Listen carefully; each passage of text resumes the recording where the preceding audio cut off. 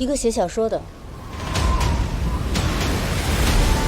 小说叫《弑神》，但我相信你那个人物还没写完噻。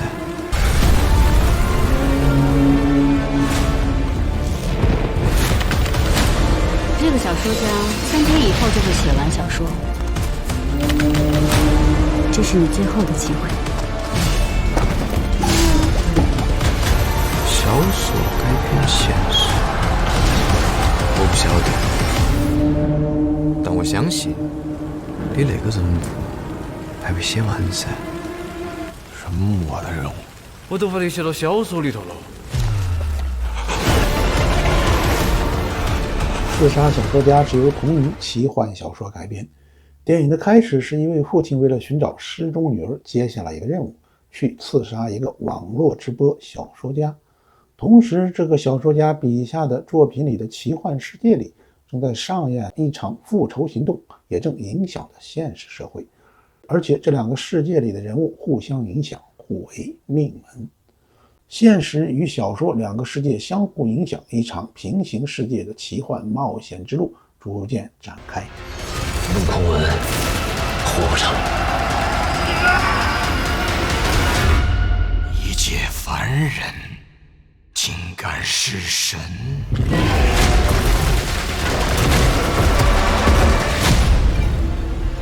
刺杀小说家中的大部分人物在现实社会和异世会都有2个身份，而且还会被相互关联和影响。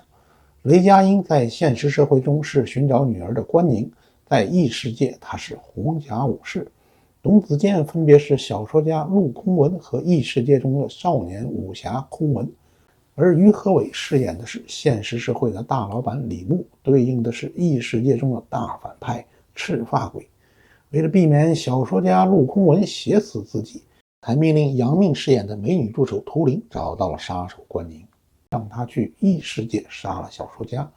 而这一切的前提是图灵骗关宁，只有这样才能找回他失踪了6年的女儿。就这样，现实社会的人进入了小说中的异世界，上演了一场热血澎湃的干掉大魔王的奇异冒险。你扔的石头力道和精准度都超过正常水平，让你杀个人应该不难。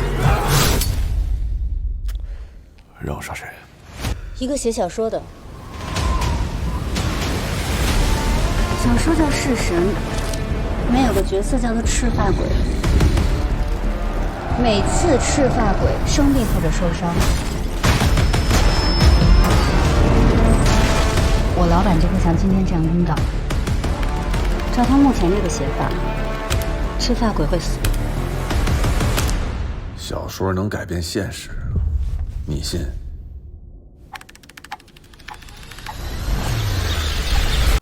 刺杀小说家就讲了这样一个硬核奇幻故事，颠覆想象的设定不仅让网友期待满满，主演的雷佳音和董子健也非常兴奋。说起第一次看电影的感受，雷佳音剧本看了一半就彻底入坑，从来没有看到这种框架，2个不同的世界交织在一起，互相影响，太厉害了。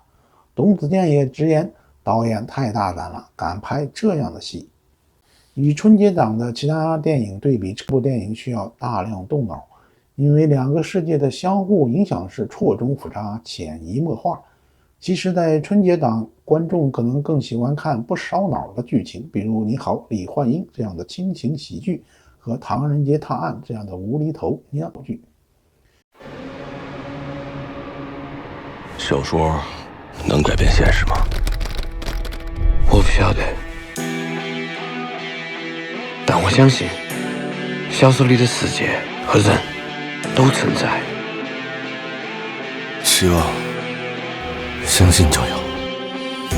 写的话藏的家，没放弃过挣扎。苍山下梦想沙，是爱人的脸颊。留的巴结的家，越期待越是坍塌。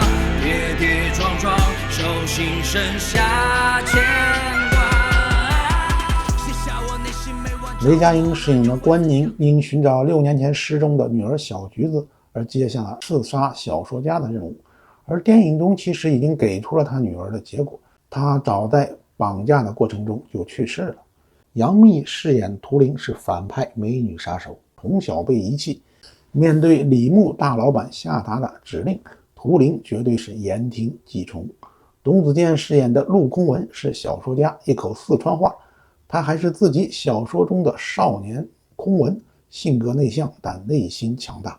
动作戏一直是陆阳电影中的一大看点，这次陆阳更专门用了近半年的时间来设计和排练动作戏，所有涉及到的演员也必须集训，吃尽了苦头。最玩命的演员1、2、3，坐！真刀真枪的打，拳拳到肉那个。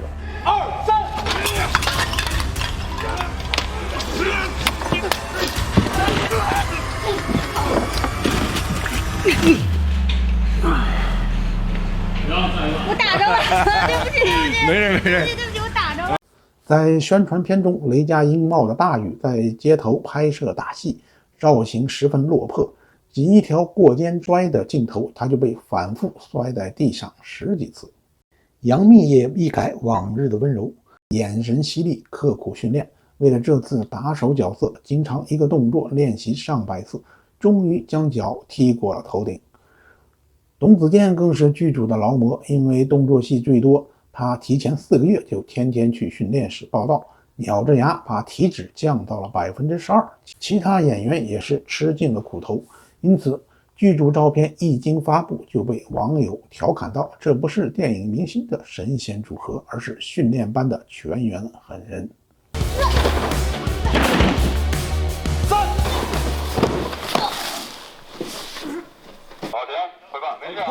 那一撞给我撞傻了，我感觉我没有过拍过这么狠的一个飞出去的一个镜头。我看到的时候，我觉得还挺好看的，幸亏是自己做了，确实是挺不一样的，也挺好，刚刚不错，挺好，非常好。过了。涂玲其实是一个蛮有意思的角色，抽烟、打架、打男主。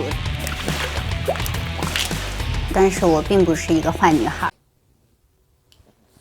电影中董子健一人分饰两角，现实中他是一个郁郁不得志的小说家，因为直播的小说剧情影响了大老板李牧的命运，招来了杀身之祸。而在小说家笔下的异世界里，董子健饰演的是勇敢无畏的少年空文，踏上了对抗具有强大神力的赤发鬼的复仇之路。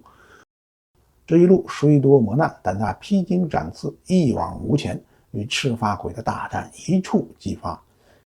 两个角色截然不同的性格颇有挑战，为了契合小说家重庆人的设定，董子健苦练重庆话，令同剧组的杨幂忍不住夸赞：没想到一个北京小伙能把重庆话说得这么好。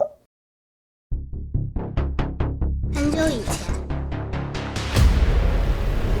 皇帝有2个最喜爱的开府将军，一个叫赤发，一个叫九天。赤发上人记恨九天，便下令成立18个坊，以此为敌。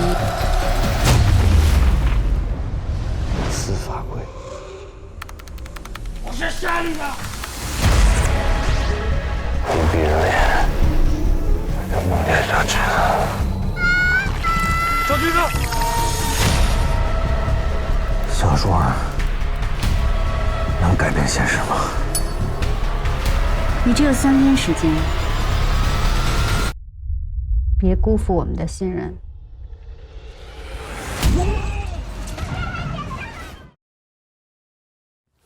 其中奇幻世界的视觉奇观是最大的挑战和看点。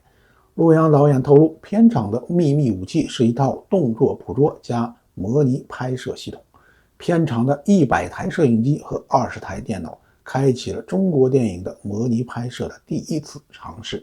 模拟拍摄这个词不但很多观众没有听说过，国产电影里也几乎没有用过，但提起《阿凡达》、《星球崛起》、《头号玩家》这些大制作，都是动作捕捉和虚拟拍摄技术完美结合的典范。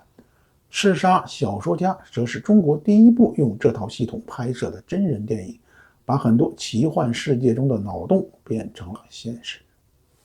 影片中的现实社会和异社会两个平行时空组成了两个故事线，齐头并进。其中的异社会完全是靠特技制作，而且占据了1半以上的总剧情，可谓是花费巨大。作为虚拟的形象出现的赤发鬼，完全采用特效制作，高达15米，看起来非常逼真，与作为拥有神权力量的虚拟形象压迫感扑面而来。看完电影，观众反映实际呈现的特技效果低于宣传预期，双线世界情节混乱，太费脑了。陆阳导演虽然拍过《绣春刀》这样的佳作，但这次的格局铺得太大了。众多明星演员虽然尽心尽力，但还是撑不起这部虚拟拍摄、规模宏大的奇异大电影。导演 always 再来一条啊，可以，还不错啊，再保一条。好，再保一条，再来一个，我们再保一条吧，再来一个，保一条，再保一条。不知不觉就7条了。我演再好也是，我就是过了你也肯定说，哎，佳音，咱们试试那个，咱们试试那个。我眼神是那样的吗？对呀，我是《绣春刀》的导演陆阳，现在正在制作一部电影叫《刺杀小说家》。不自觉的那种，多给多看，握着头发，自己找这感觉，害怕影响到他们的心情。其实我们拍电影就每天在等待我们的惊喜。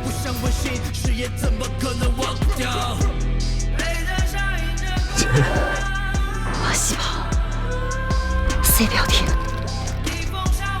你为了你女儿能付出多少？什么都行。相信总有一天找到属于自己的方向，从未停下，光芒它藏在了万米之巅，梦魇的一员，别想来挡住我们的路线。所有真相我来证明，所有结果并非注定，让我伫立头顶的乌云，打破浮萍把天地翻新。不管别个啷个说，只要我一直写下去，活起都有意义了噻。模糊了我的视线，跌入进幻想里面，但是否有关联？藏在了字里行间，无循环的谎言，彼此划破了纸面，看见促使了冒险，坐着等待着蜕变。